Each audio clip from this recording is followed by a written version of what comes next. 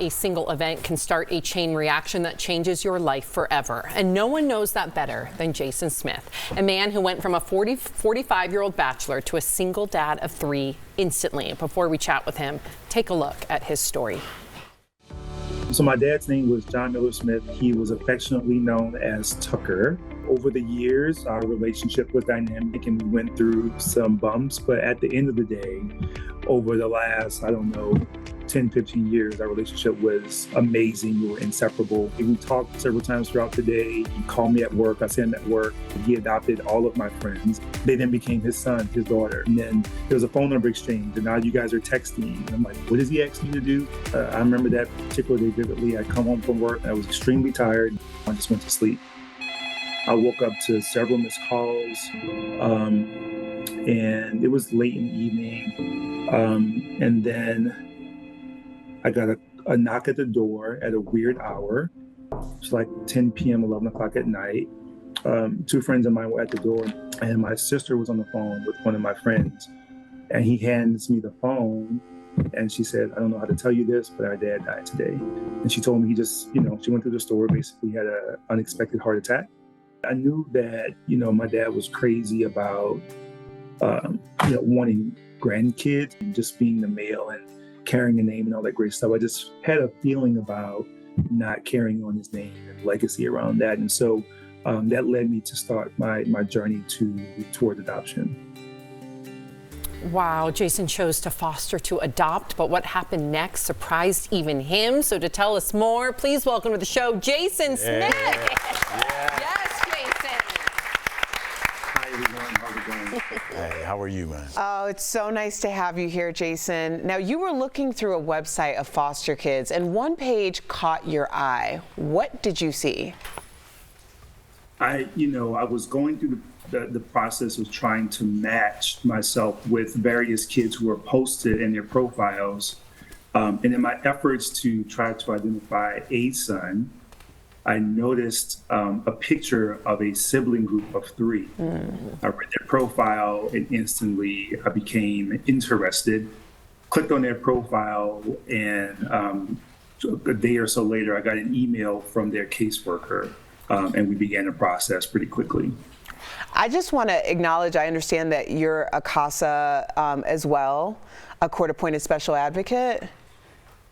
I was not, no, but what I do now, since I'm connected with my kids, is I recommend to people to become CASA workers. For those who don't have the appetite or the ability to be a foster parent, they often say, well, what can I do? I say, there's an opportunity for you to become a CASA worker, and I help them understand what that really means. Well, I just want to acknowledge that as a CASA, I appreciate how difficult it is to keep sibling groups together. So the fact that you adopted these children is like, you're just a very, very special person. We appreciate you. I thank you.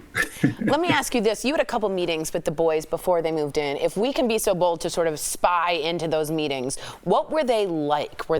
Talk to us all about that. Yeah, it's crazy that the day that I was supposed to meet the boys, I was so nervous. I can't explain why. I changed clothes like 3 times. And I was just meeting them at McDonald's after school. But I was freaking out. And so I show up at McDonald's. I'm there with their caseworker. And she's like, are you ready? I said, I'm ready. And so I sat in the chair in the window. I see them arrive with their social worker. And immediately they run into the restaurant and they just come toward me.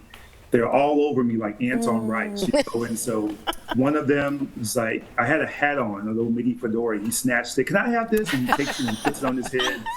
The oldest one's like, can you buy me a cell phone? The other one, Dad? Like, what is going on right now? So the caseworker took them to get something to eat. And she said, okay, let's regroup. And so I was fine. And so we all sat, they started eating their meals, and we just started having conversation, right? And it was truly remarkable. That's amazing. So, Jason, I want to ask you, you went from a bachelor to a dad of 3 boys super quickly.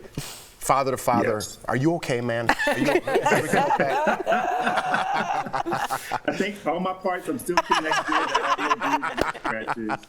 I haven't checked myself into a mental ward, but yes, I'm doing pretty well.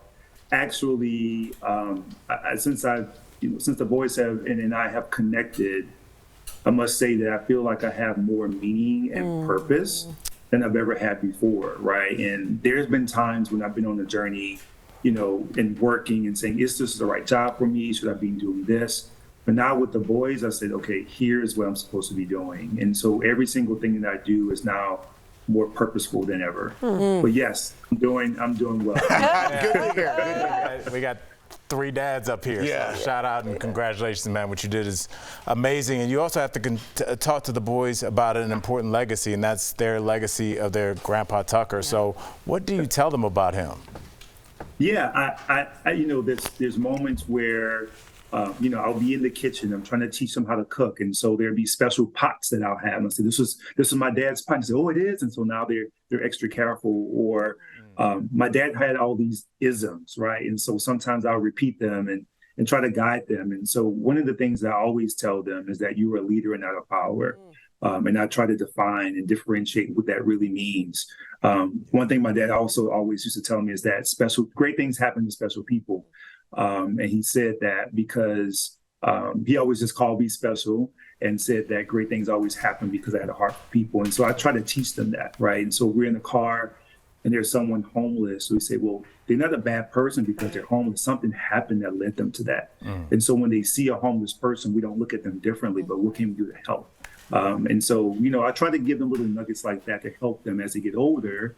When I was 10, I remember these things. So while they're 9, 10, and 11, I'm pretty sure that they will remember these things that I'm telling them as they get older. Jason, the legacy continues. Your dad must be looking down on you. So proud, so proud. Well done. DBL Nation, as you must or might expect, 3 kids is expensive, and Jason is doing it all alone. If you'd like to help his family, please visit your GoFundMe. Just scan the QR code. It's right there on the screen. It takes a moment. Jason, thank you for joining us today. What a story. You are special. Congrats, Dad. You are. Yeah, welcome We'll be to right the family. back. Thank you. You guys are amazing. Thank you so much for having me here. Thanks. Thank you.